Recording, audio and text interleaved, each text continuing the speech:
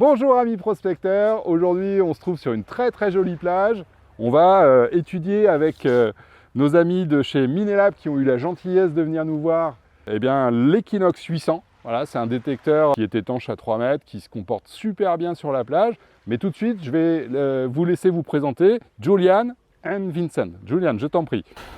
Bonjour, je m'appelle Julian Samo, je suis le responsable commercial pour la France et pour l'Europe de l'Ouest. Et Vincent est le directeur général pour l'Europe pour Minelab. Super, merci beaucoup d'être là avec nous. On va étudier l'Equinox 800 tout de suite. C'est parti.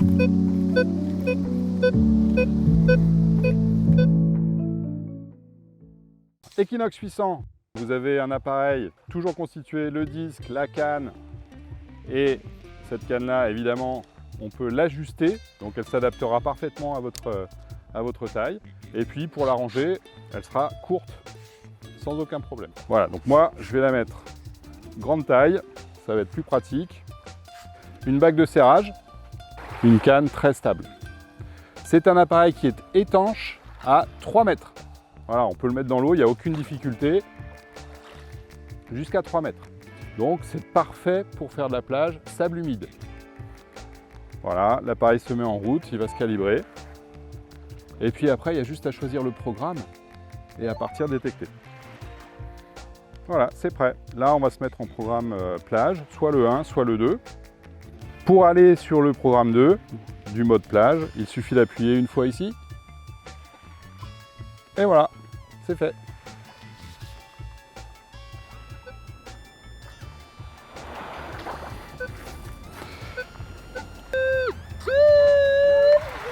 Voilà, on va creuser ici. Il y a un premier son.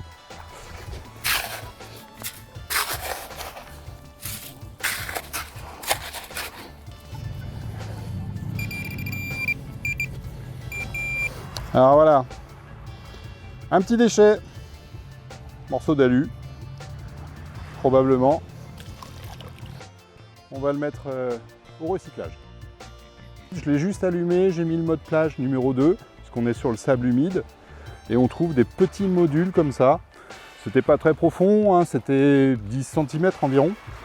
Voilà, et ben on va continuer. Hein. Donc quand on débute, on est sur un terrain particulier puisqu'on est sur du sable humide, il y a du sable sec à côté. Moi je suis allé un petit peu rapidement, mais là je vais vous expliquer précisément ce que vous devriez faire idéalement. Donc la première chose à faire, c'est de sélectionner le programme. Et pour le faire, on va utiliser ce bouton-là, en appuyant plusieurs fois. Il y a 8 programmes en tout. On recommence par le premier, le deuxième, le troisième, le quatrième. Et là, on va arriver sur les modes plage. Deux choix. Quand on est sur sable sec, vous pouvez utiliser le mode 1, simplement. Quand vous êtes sur sable humide, vous pouvez utiliser le mode 2, qui est un petit peu plus adapté à ce type de sable, donc humide. Il a un comportement bien adapté. Ensuite, une chose à régler en particulier, c'est l'effet du sol. Le sol a un effet, donc le sable humide a un effet sur le détecteur, et on va compenser cet effet. Et c'est important de le faire au début. Tout à l'heure, je ne l'ai pas fait, on avait fait le réglage avant. Je vais vous montrer comment faire. Donc pour compenser l'effet du sol, on va rentrer dans un sous-menu, très simple, la petite molette au milieu. J'appuie une fois, puis 2 fois, et là j'ai un petit icône, et ça c'est pour compenser l'effet de sol. Donc dans le principe, vous restez dans ce sous-menu et puis vous allez sur l'endroit du sol, sur le sable, à un endroit où il n'y a pas de métaux, vous allez pomper comme ça, plusieurs fois. Et vous allez voir votre détecteur qui va afficher un indice. Et quand l'indice est stable, c'est que le détecteur a compensé l'effet du sol. Vous relâchez le doigt et c'est fini. Là, le détecteur Equinox 800, il est calibré pour travailler sur ce terrain-là, exactement. Vous sortez du mode en appuyant sur la touche centrale. Et là, on n'a plus qu'à régler une chose, c'est la sensibilité. Pour la sensibilité, si vous voulez trouver profond, être un peu agressif dans votre recherche, eh bien vous allez monter le niveau de sensibilité. Dans cet écran principal, il suffit d'appuyer sur la touche plus. Là, on va aller à fond à 25. On voit que le détecteur est un petit peu instable. Donc, pour avoir le meilleur réglage, on va juste baisser jusqu'à ce qu'il devienne stable. Donc je rappuie sur la touche moins, toujours instable. On est à 22, toujours un peu instable. 21, il se calme. Là, on est pas mal. On est un peu agressif, on est juste en limite. Si on veut être tranquille, on réduira à 20 et on sera parfait. Voilà. Et là, c'est bon, vous pouvez aller détecter tout de suite.